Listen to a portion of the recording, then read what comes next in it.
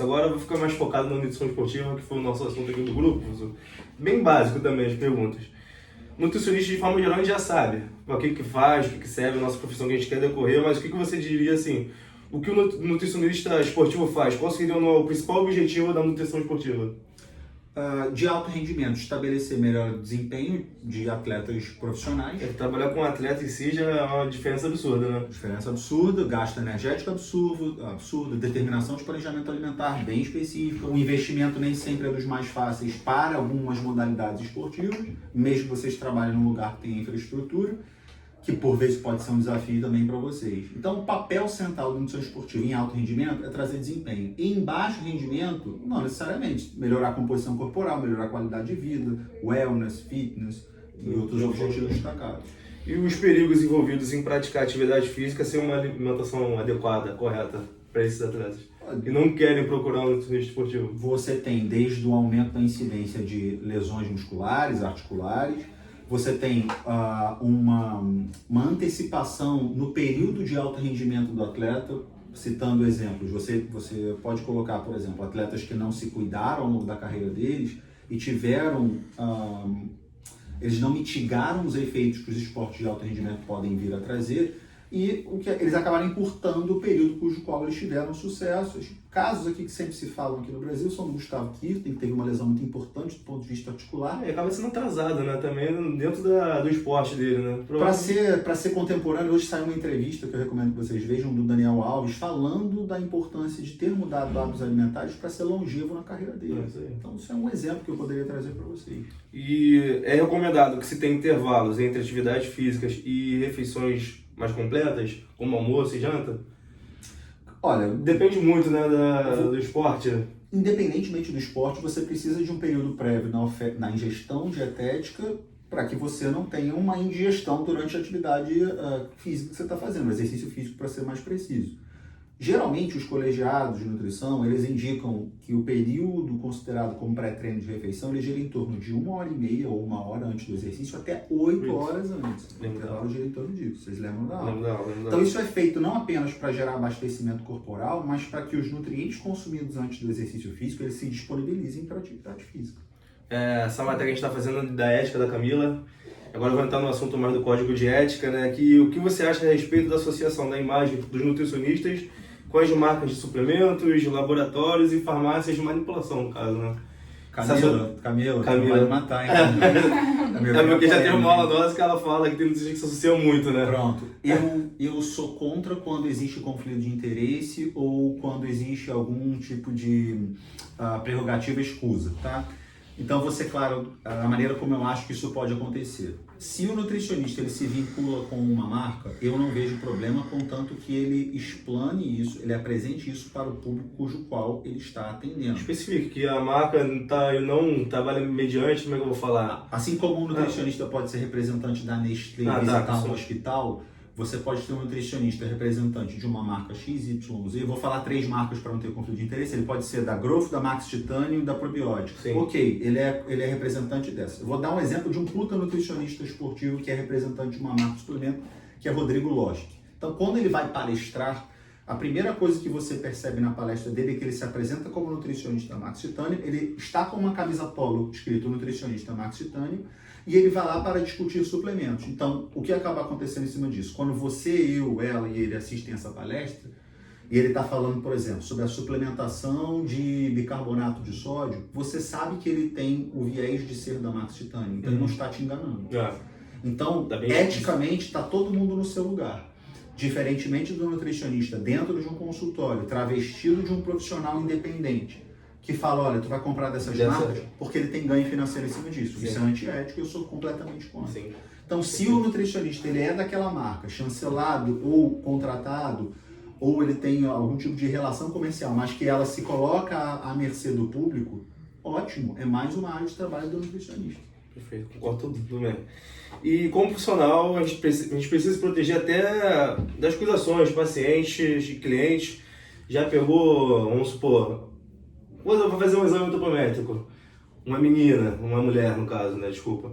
Enfim, já como é que a gente pode se proteger que você fazer exame antropométrico não reclame, poxa, o nutricionista gostou em mim, Pronto. A primeira coisa que vocês têm que fazer, se resguardar do ponto de vista profissional, é apresentar para o paciente como é que vai ser o procedimento de vocês. Sim. Sempre. Então, por vezes, vocês podem se ver em ambientes, especialmente as mulheres, onde vocês estejam sozinhos com o paciente. Acontece. Então, se você apresenta o que você fará antes para o paciente, você já se resguardou inicialmente de tudo que pode vir a acontecer pelo aceite do paciente. Isso, seja... Sim, já passei por algumas situações, rapidamente eu vou trazer para vocês elas, né? Uma vez eu nem consultório tinha, eu fui atender na casa de uma paciente, uma família, né? Fui atender inicialmente apenas a mãe da família e ela me recebeu de camisola transparente, uma situação bastante desconfortável para mim, e ela me convidando para ir, foi muito desconfortável, eu tive que me retirar. E uma outra vez, um rapaz dentro do consultório, eram 8 horas da noite, não era um horário nem tão tarde, às vezes, do consultório que eu fico, mas só estávamos eu e ele ficou muito assanhado no atendimento, então eu tive que encerrar o atendimento com ele. Então, são situações que nós temos que tomar o cuidado. Como? Apresentando o protocolo de atendimento. Olha, meu trabalho é assim, olha, consulta nutricional do Daniel consiste em avaliação por bioimpedância, adipometria com dobras cutâneas, venha com roupas leves, se troque no banheiro do consultório, não precisa vir com roupas de banho, ou seja, eu apresento tudo para o paciente. Sim. Se ele aceita... Tem um aceite dele, ok, sem problemas, resolvido. E segue. E, claro, né, tem outros cuidados que vocês podem vir a ter. Ter testemunhas, eventualmente eu sempre tenho, dentro de sala de espera, de apoio ao meu atendimento, os próprios estagiários, quando eles participam, sempre é importante. Mas é claro, independentemente da presença de terceiros, se nós apresentamos o nosso trabalho com ética, com segurança e tranquilidade, vocês não têm que ter medo. Show de bola. E como você se posiciona quanto aos alunos que ainda não se formaram atendendo? Acontece bastante. Eu não vejo nada contra o atendimento dentro de serviços de estágio ou orientados por outros nutricionistas. Quanto a isso, eu falo, atendam. É importante que vocês estejam de cara com o público e não só atendam o público que vocês queiram. Vocês são estagiários, vocês são futuros nutricionistas. Atendam pessoas que vocês vão falar para vocês que vocês nunca mais querem atender. Então vai atender criança, vai atender adolescente, vai atender idoso, vai atender tudo. Eu até te digo, eu tô querendo também essa área da nutrição esportiva. Mas passa por eu isso. Me perco total, assim, de... Poxa, uma criança, uma pessoa que Passem por isso, vocês têm que passar por essa vivência porque a instituição, a faculdade é para isso. É. Passou por isso, quer se especializar só em esporte, vai fazer uma pós-graduação. E aí com o esporte você vai lidar com adulto, com idoso, com criança, com outros indivíduos.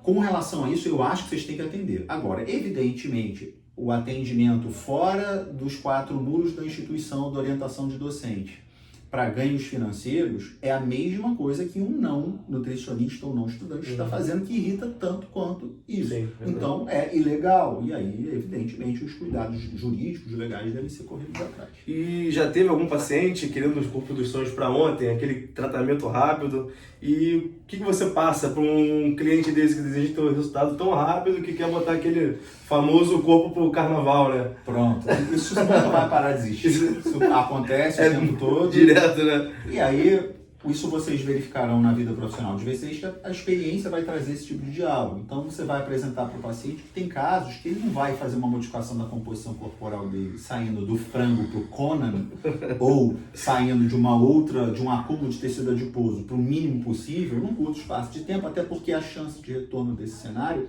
é grande quando não há estabilização dessas conquistas. Sim. Então, é diálogo. É difícil, é impactante, mas é melhor vocês serem brutalmente honestos com os pacientes de vocês, porque eles não vão se surpreender com um lado negativo do que vocês venderem sonhos que não vão se concretizar. Eu posso até entrar nesse meio também, porque no nutricionista a gente não pode nem prescrever assim, exames bioquímicos pode, né? Pode. Mas o pessoal já quer aquele remedinho, né, que a gente não pode prescrever, ergogênicos, no caso.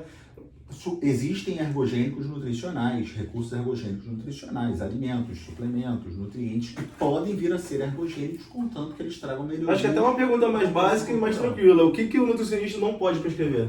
Medicações, com certeza ele não pode. Existem alguns conjuntos de fitoterápicos que o nutricionista também não pode. Determinadas ervas, determinadas ações farmacológicas. E aí dentro de medicações é importante a gente deixar claro que entra, por exemplo, a terapia hormonal androgênica e esteroide. Sim.